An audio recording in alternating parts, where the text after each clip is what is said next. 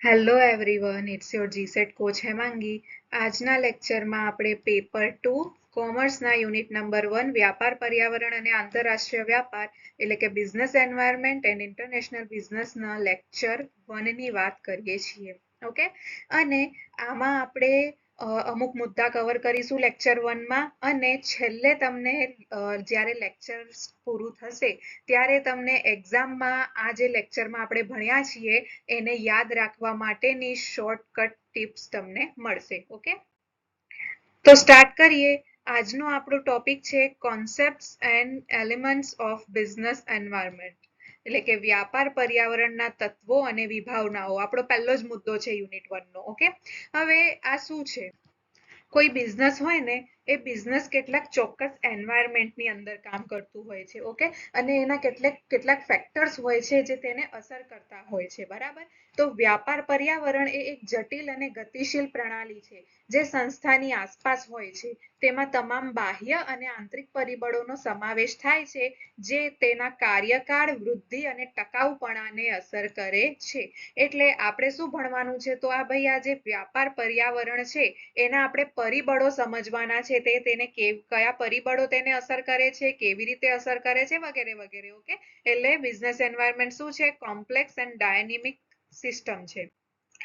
Okay, આમાં કેટલાક કી concept છે એના. તો શું છે, આપણે આને થોડુંક વધારે સમજીશું કે આ બિઝનેસ એન્વાયરમેન્ટ શું હોય છે, એના મુખ્ય ખ્યાલો.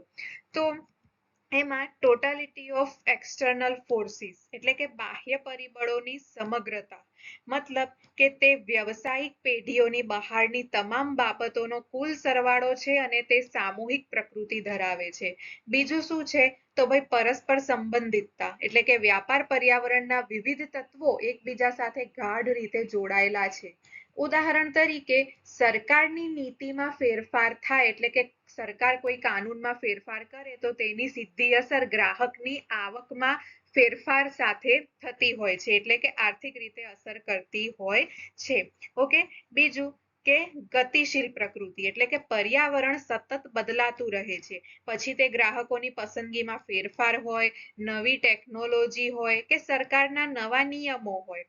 બીજું કે આમાં શું હોય છે? અનિશ્ચિતતા હોય છે, એટલે કે ભવિષ્યની ઘટનાઓની આગાહી કરવી ખૂબ જ મુશ્કેલ છે, ખાસ કરીને એવા ઉદ્યોગોમાં જ્યાં પર્યાવરણમાં વારંવાર ફેરફારો થતા હોય, જેમ કે આઈટી અથવા ફેશન. બરાબર, ફેશન વારે ઘડીએ બદલાતી રહેતી હોય છે. તો જે કંપની ફેશન ઇન્ડસ્ટ્રી સાથે જોડાયેલી હોય છે તો તેના ઉપર તેની સીધી અસર પડતી હોય છે. મતલબ અહીં આપણે શું સમજ્યા? તો અહીં આપણે વ્યાપાર પર્યાવરણને થોડુંક વધારે ડિટેલમાં સમજ્યા. ઓકે, ત્યાર પછી છે એલિમેન્ટ્સ ઓફ બિઝનેસ એન્વાયરમેન્ટ, એટલે કે વ્યાપાર પર્યાવરણના તત્વો.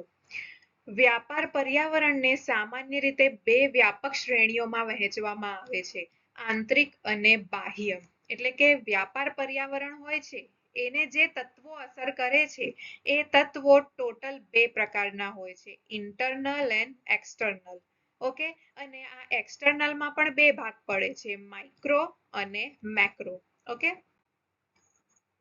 હવે સૌથી પહેલા વાત કરીએ ધ ઇન્ટરનલ એન્વાયરમેન્ટ, એટલે કે કંટ્રોલેબલ.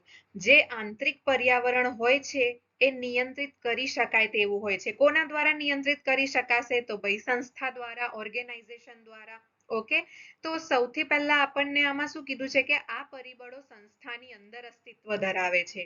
મેનેજમેન્ટ એટલે કે સંચાલન પાસે બાહ્ય વિશ્વ સાથે તાલમેલ મિલાવવા માટે આ પરિબળોમાં ફેરફાર કરવાની અથવા તેને સાનુકૂળ બનાવવાની સત્તા હોય છે. આ એવા પરિબળો છે કે જેને કંપની પોતે મેનેજ કરી શકે છે. ઓકે, આ કંપનીને અસર કરે છે અને એની અસર સારી થાય એના માટે જે છે એ સત્તા કંપની જોડે જ હોય છે. બરાબર, એ પોતે શું નિર્ણયો લે છે એના ઉપર આ અસર, એ પ્રમાણે આ અસર જે છે એ નક્કી થાય છે. ઓકે, હવે આમાં કયા કયા ફેક્ટર્સ છે સમજીએ. સૌથી પહેલા છે વેલ્યુ સિસ્ટમ, એટલે કે મૂલ્ય પ્રણાલી.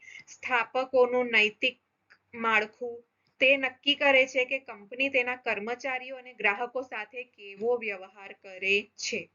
ઓકે, મૂલ્ય પ્રણાલી કોણ નક્કી કરશે? કંપની પોતે. પછી ધ્યેય અને ઉદ્દેશો, એ પણ કંપનીના જ હાથમાં છે. વ્યવસાયનું શા માટે, એટલે કે હેતુ શું છે વ્યવસાય ખોલવાનું, અને તે શું પ્રાપ્ત કરવા માંગે છે, એટલે કે તેનું લક્ષ્ય શું છે. આ એનું એક ઇન્ટરનલ એન્વાયરમેન્ટનું તત્વ છે.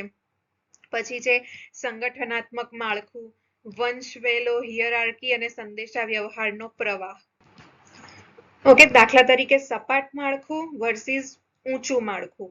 હવે આનો મતલબ શું છે, તો ભાઈ કોઈ કંપની હોય ને જેનું ટોલ સ્ટ્રક્ચર હોય, બરાબર, તો ટોલ સ્ટ્રક્ચરનો મતલબ શું છે કે ત્યાં છે ને લેવલ ઘણા બધા હશે. જેમ કે દાખલા તરીકે સીઈઓ હશે, સીઈઓ ની નીચે મેનેજર હોય, મેનેજરની નીચે સુપરવાઇઝર, સુપરવાઇઝરની નીચે એમ્પ્લોય. ઓકે, તો એ ટોલ સ્ટ્રક્ચર થઈ ગયું. અને એની સામે ફ્લેટ સ્ટ્રક્ચર એટલે શું, તો ભાઈ ત્યાં છે ને સ્તર ખૂબ ઓછા હોય છે વ્યવસ્થાપન માટેના. ઓકે, દાખલા તરીકે માલિક ને માલિકને નીચે સીધા કર્મચારીઓ. તો કંપની છે ને એ પોતાનું સંગઠનાત્મક માળખું કેવું રાખે છે એની પણ એન્વાયરમેન્ટ પર, બિઝનેસના એન્વાયરમેન્ટ ઉપર અસર પડતી હોય છે.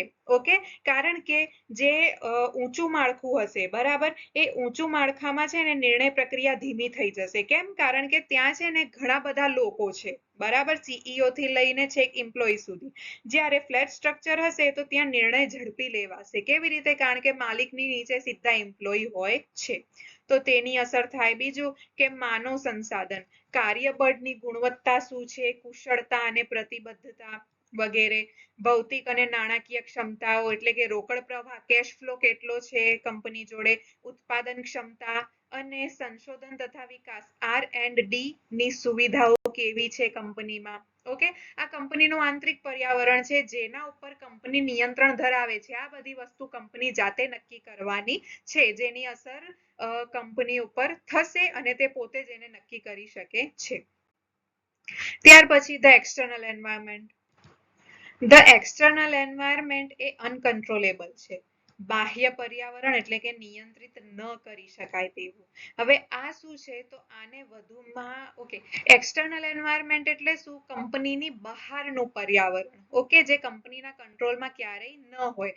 આને વધુમાં માઇક્રો અને મેક્રો પર્યાવરણમાં વહેંચવામાં આવે છે. એટલે કે આના પણ બે ભાગ પડે છે. ઓકે, તો સૌથી પહેલા છે માઇક્રો એન્વાયરમેન્ટ, એટલે કે task environment. These actors are in the immediate circle of the business. આ શું છે? ડિરેક્ટલી કંપનીના ડે ટુ ડે ઓપરેશન્સને શું કરતું હોય છે? એ અસર કરતું હોય છે. આ અંગ્રેજીમાં છે, નીચે ગુજરાતીમાં આપેલું છે, આપણે એને સમજીએ. માઇક્રો પર્યાવરણ, જેને કાર્ય પર્યાવરણ પણ કહેવામાં આવે છે.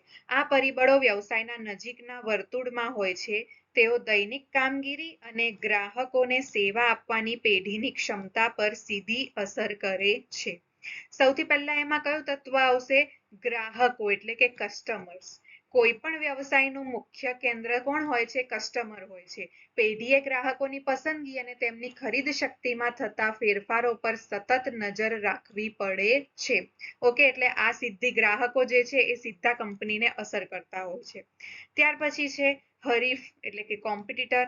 આમાં સીધા હરીફો સમાન ઉત્પાદન વેચતા અને પરોક્ષ હરીફો વિકલ્પ તરીકે વપરાતા ઉત્પાદનો વેચતા બંનેનો સમાવેશ થાય છે. આનો તમને મતલબ કહું, સમાન ઉત્પાદન વેચતા મતલબ શું કહેવાય? કે દાખલા તરીકે કોઈ ચા બનાવતી કંપની હોય, તો બીજી ચા બનાવતી કંપની હશે ને એ સમાન ઉત્પાદન વેચતી, એનું કોમ્પિટિટર કહેવાશે. જ્યારે કોફી બનાવતી કંપની હશે ને એ વિકલ્પ તરીકે વપરાતા ઉત્પાદન વેચતું એનું કોમ્પિટિટર કહેવાશે. ત્યાર પછી પુરવઠાકર્તાઓ, એટલે કે સપ્લાયર્સ. તો કાચા માલની વિશ્વસનીયતા અત્યંત મહત્વની છે. માત્ર એક જ પુરવઠાકર્તા પર નિર્ભર રહેવું એ મોટું જોખમ છે. બની શકે છે કે આપણે જે પુરવઠાકર્તા જોડેથી માલ સામાન લઈએ છીએ, કોઈ વખતે આપણને માલ સામાન પૂરું ન પાડી શકે, અથવા તો ટાઈમ પર એ પોતાની ક્વોલિટી બગાડતો હોય વસ્તુની, રાઈટ? એટલે પુરવઠાકર્તા પણ અસર કરતા હોય છે. પછી બજાર મધ્યસ્થીઓ, એટલે કે માર્કેટ ઇન્ટરમીડિયરીઝ. જથ્થાબંધ વેપારીઓ, છૂટક વેપારીઓ અને લોજિસ્ટિકલ એજન્સીઓ, જે ઉત્પાદન અને અંતિમ ગ્રાહક વચ્ચેના અંતરને ઘટાડે છે. અને છેલ્લું છે જાહેર જનતા, એટલે કે પબ્લિક્સ. એવું કોઈ પણ જૂથ જે પેઢીમાં વાસ્તવિક અથવા સંભવિત રસ ધરાવે છે, જેમ કે મીડિયા, સ્થાનિક સમુદાયો અથવા તો પર્યાવરણીય જૂથો. આ બધાની પણ શું અસર થાય છે. પછી બીજું છે મેક્રો એન્વાયરમેન્ટ, એટલે કે એને કહેવામાં આવે છે જનરલ એન્વાયરમેન્ટ. હવે આ જે એન્વાયરમેન્ટ હોય છે ને, બરાબર, એની આખી ઇન્ડસ્ટ્રીઝ પર અસર થતી હોય છે. કોઈ એક પેઢી પર નહીં, આખી ઇન્ડસ્ટ્રી પર અસર થતી હોય છે. ઓકે, અને આ વસ્તુ જે છે એ બિઝનેસને અડેપ્ટ કરવી જ પડે છે, આ બધા ફેક્ટર, બરાબર, કારણ કે તેના પર કોઈ કંટ્રોલ હોતો નથી. હવે આને યાદ રાખવા માટે છે ને એક ફોર્મ્યુલા યાદ કરી શકાય, PESTEL. Okay, political, economic, social, technological, environmental or ecological અને લીગલ. આ શું છે આપણે સમજીએ. મેક્રો પર્યાવરણ એટલે કે સામાન્ય પર્યાવરણ.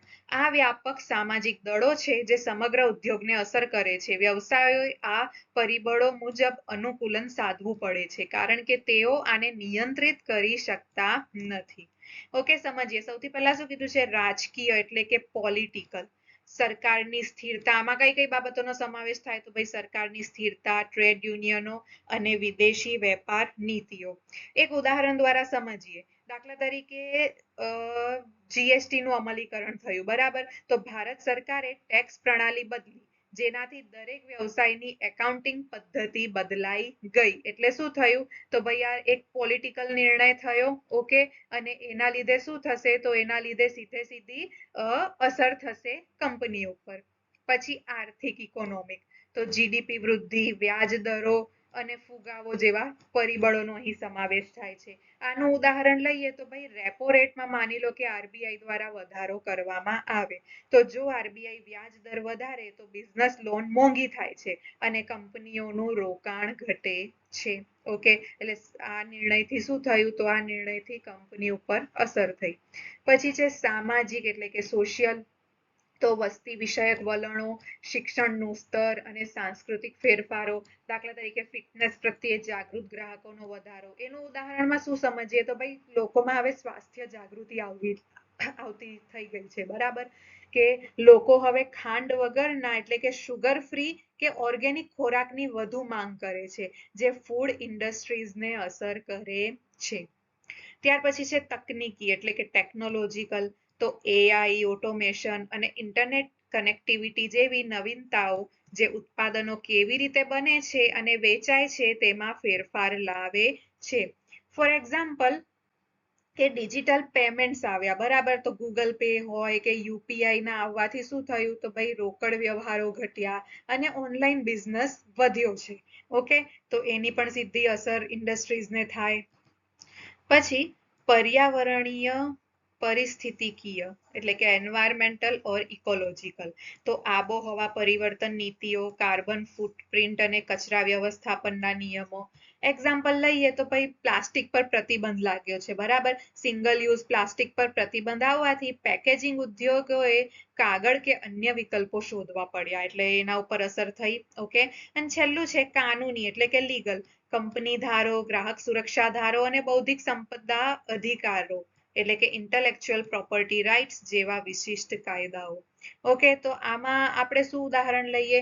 તો ભાઈ ગ્રાહક સુરક્ષા ધારો આવ્યો, બરાબર, ગ્રાહકો સાથે છેતરપિંડી થાય તો કડક સજાની જોગવાઈ થાય, બરાબર, તો તેનાથી કંપનીઓએ શું કરવું પડે? પોતાની પ્રોડક્ટ્સની ગુણવત્તા જાળવવી પડતી હોય છે, એટલે એની પણ સીધી અસર થશે કંપની ઉપર. ઓકે, તો અહીં શું થાય છે? અહીં આપણે જે ડિટેલમાં ભણવાનું હતું ને એ પૂરું થયું. મેં તમને શરૂઆતમાં કીધું હતું કે તમને છે ને ક્વિક ટિપ્સ હું આપીશ લાસ્ટમાં યાદ રાખવા માટે. તો અહીં ક્વિક ટિપ્સ આવી છે, તો જુઓ, આંતરિક વિરુદ્ધ બાહ્ય વ્યાપાર પર્યાવરણ. ઓકે, તો એનો અર્થ શું છે? તો ભાઈ સંસ્થાની અંદર અસ્તિત્વ ધરાવતા પરિબળો આંતરિક અને સંસ્થાની બહાર હોય તો બાહ્ય. Okay, quick.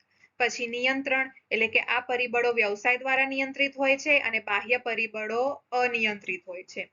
પછી પ્રકૃતિ, તો તે સંસ્થાની શક્તિ અને નબળાઈ નક્કી કરે છે. અને જ્યારે બાહ્ય પર્યાવરણ શું છે? સંસ્થા માટે તકો અને જોખમો ઊભા કરે છે. પછી પરિબળો, તો ભાઈ આંતરિક પર્યાવરણમાં મૂલ્યો, મિશન, માનવ સંસાધન માળખું વગેરે જેવા પરિબળો છે. જ્યારે બાહ્ય પર્યાવરણમાં ગ્રાહકો, હરીફો, સરકાર, અર્થતંત્ર, કાયદો વગેરે જેવા પરિબળો જોવા મળે છે. પછી અસર, તો આંતરિક પર્યાવરણ ચોક્કસ પેઢીને જ અસર કરે છે. કોઈ એક પર્ટિક્યુલર પેઢી જે પોતાના માટે પોતે નક્કી કરશે ને તેની અસર ફક્ત તેને જ થશે. જ્યારે બાહ્ય પર્યાવરણ જે છે એની સમગ્ર ઉદ્યોગ અને તમામ પેઢીઓને અસર થાય છે. હવે યાદ રાખવા જેવી આ કેટલીક બાબતો છે. તો આપણે જેમ ઉપર જોયું કે SWOT વિશ્લેષણ તમને ખબર હશે બરાબર શું હોય છે SWOT એનાલિસિસ. તો આંતરિક પર્યાવરણ છે ને એ સ્ટ્રેન્થ અને વીકનેસીસ સાથે જોડાયેલું છે, જ્યારે બાહ્ય પર્યાવરણ ઓપોર્ચ્યુનિટીઝ અને થ્રેટ્સ સાથે જોડાયેલું છે. Micro versus macro. યાદ રાખો કે માઇક્રો એ ટાસ્ક એન્વાયરમેન્ટ છે જે કંપનીની ખૂબ નજીક છે, જ્યારે મેક્રો એ જનરલ એન્વાયરમેન્ટ છે જે વિશાળ સ્તરે અસર કરે છે. અને પેસ્ટલ માટે આપણે શોર્ટ ટ્રીક જોઈએ તો પોલિટિકલ એટલે સરકાર શું કરે છે, ટેક્સ, સબસિડી નીતિઓ. પછી ઇકોનોમિક પૈસાની સ્થિતિ શું છે, મોંઘવારી, વ્યાજ દર, આવક. સોશિયલ લોકો શું વિચારે છે કે શું પસંદ કરે છે, ફેશન, શિક્ષણ, વસ્તી. ટેકનોલોજીકલ નવું શું આવ્યું, AI, ઇન્ટરનેટ, મશીનરી. એન્વાયરમેન્ટલ કુદરત અને નિયમો, પ્રદૂષણ, આબોહવા પરિવર્તન વગેરે. લીગલ કાયદાકીય મર્યાદાઓ શું છે, લેબર લો, કંપની એક્ટ વગેરે.